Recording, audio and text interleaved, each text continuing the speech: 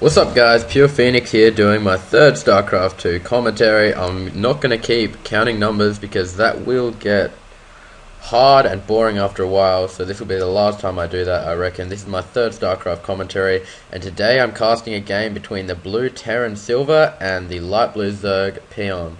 Now, Silver is a retired pro gamer. He used to be quite well known. He beat Idra and Huck in numerous tournaments such as the IEM Intel Extreme Masters tournament, and now he just plays for fun, non-competitively.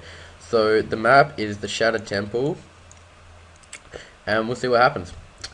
So lately my channel's been doing very well. I've gotten over 100 subscribers now in just a few days, which is something I'm really happy about, and just scouted there by pEON. Yeah, so I've gotten the 100 subscribers and I'm quite happy about that, and this is my third video. I'm gonna try to post daily. I don't know if that's gonna happen, but Silver, I'm baking cookies, so I might have to pause. And pEON says lol KK. So if there is a pause, we'll know that that's because Silver is baking his cookies. So yeah, I'm gonna try to post daily. I'm not sure if that's gonna be able to happen due to school commitments, along with other things. Looks like pEON is going for a 15 hatchery now, saving up those minerals at 15 supply. And yeah, I'll do my best. So if you haven't yet, please subscribe or like or comment on my videos. That'd be great and help me out a lot. Thanks, guys. So barracks going down for Silver and now a gas. So standard opening for a Terran player. Now Silver has to scout and locate pEON, the Zerg player. pEON locating Silver at the start of the game. The ladder lock is due to end this week, which I'm really looking forward to. I'm going to be doing a commentary of Pure Immortal and I doing our placement match for 2v2, which we're hoping to get Platinum or even Diamond for, and I'll try to capture the Skype audio which takes place between us and the excitement or disappointment in our voices when the game is over. So the 15 hatch did go down for pEON, and now an orbital command going up for Silver.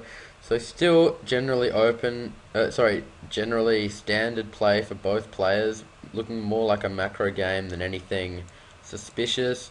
This Marine doing the brave job of clearing any overlords out of the base. And now it looks like Silver's going to send these two Marines out and maybe apply some pressure now that he has located the position of pEON, and he has seen the hatchery going down. Generally, when a Zerg fast expands like this, he's not going to have any units to defend with. Still no Zerglings or anything for pEON, so two Marines could do more damage than you'd think, but their only intention appears to be claiming the Zelnaga Tower, making sure no Lings are incoming, and heading off home to defend the base. Now a factory going down for Silver. Now what we could see is some kind of Hellion players. A lot of Terrans like to go their Hellions and then Banshees from the starport against Zerg, because Hellions do an unbelievable amount of damage on Zerglings, and Banshees can harass quite easily due to Zerg's lack of anti-air during the early stages of the game. So yeah, I was right, a Hellion is coming out, more Marines will be produced from this factory, and now constantly producing a second gas will be going down soon for Silver, constantly producing mules and keeping his economy up. So just scouting with this one Ling, I reckon he won't see. Okay, so the factory is going to go. That's a good trick for Terran players, to put your factory on an add-on that's already been built. So now he's going to be able to produce double the amount of Hellions, and the barracks will just stick with producing one soul Marine at a time. And now a command center going down for Silver, so he's going to look to expand before he pushes out with any kind of air units. This could be because he knows how easily you can fall behind on macro against a Zerg player when they fast expand. So this is vital. This Marine's still looking for any overlords, but I don't think he's going to be able to see that. So now three Hellions for Silver, the Terran player, but unfortunately the Roaches do not take much damage from Hellions, and it looks like this attack isn't going to work for Silver. So well countered by pEON, I like to see that. So now he will probably stop with the idea of going Hellions unless he gets some medivacs out of a starport and drops in the mineral line, which can be devastating. So now Silver is going to make this a command center before he goes on and places that expansion down. Now with 9 roaches, pEON looks to move out on the Terran player Silver. Stim being researched for, so he's going to be looking to get siege tanks or maybe even Thor's Silver. A second barracks going down, there's still no starport. Maybe we'll see the starport when this orbital command goes and lands down at this natural here. Now the roaches here, he doesn't have much to deal with the roaches unfortunately because he's gone with the Hellions, and Hellions do only a lot of damage against light units. So he's going to move up the ramp and maybe back out, but there isn't much there to defend the Terran base at this time.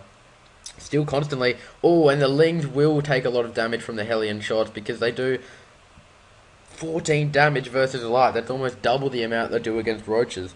So if Silver can produce some Marauders to hold off these roaches, then we might see the game go for a fair amount longer. Now this brave SCV repairing this injured and battle-torn Hellion.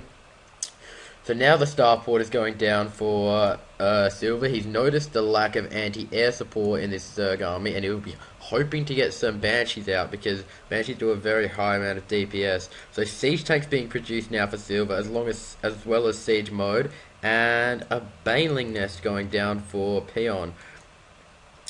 And the expansion here isn't mining any gas, which is okay when you're just going roaches. He's going to throw down the second gas now because roaches are one of the cheapest units in the game and they're one of the most cost effective. So he's going to scout the army, he's going to know their siege tanks, and now Silver notices this and has to push out, and look at the little damage he's doing on those roaches with the Hellions. But once the Marauders arrive, it could be a different story. Now this expansion has landed for Silver. More siege tanks producing from the factory. Stim pack about 10 seconds away from completion, and now a big SCV transfer on the way to the natural expansion, and the reactor is on the starport, so we won't be seeing Banshees or any high DPS units. We'll just be seeing maybe two Vikings to Overlord snipe, and perhaps a couple of Medivacs to drop some Hellions in the mineral line, as I said earlier. So the game I casted yesterday between myself and I believe it was Peter, I'm not just going to be casting games I win.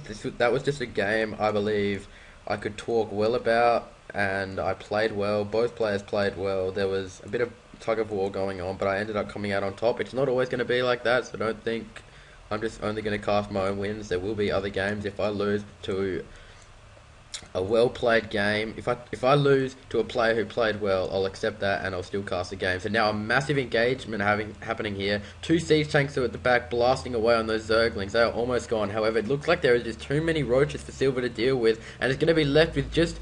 Now that's a very smart move by pEON, moving in very close to the... the roaches moving very close to the siege tanks, because siege tanks can't attack when the units are right next to them, and when they're very close they start to do damage to themselves. So it looks like these units are just being rallied by Silver, which is a poor choice in some aspect. And now a bunker going down, but I don't think it's going to go down in time because these 8 roaches are moving across the map with some speedlings along the way to help clean up any loose bits and pieces. Siege tank still being produced by Silver, but I don't know if he's going to be able to get anything out in time. Now can he take down this siege tank? And now the Lings, this is what I was talking about, the Lings surround the tank. They choose not to attack anymore because they will only harm themselves, and now the next siege tank is going to, and there's the GG from Silver. So that was very well played by pEON, going the 15 hatch into roaches, and he was scouting the whole time. He knew if there was something like Banshees coming down, he could throw down a Hydralist den or just get some spore crawlers to help defend and just macro up strong. But Silver went with a gamble by going and getting those Hellions to... I guess he was expecting that pEON was going to go just for Zerglings, which he didn't do. He got the roaches, and roaches aren't light units, so the Hellions did little damage. That's all from me. I hope you've enjoyed this commentary, and you'll continue to support me as I do more and more in the future. Thanks guys, see ya.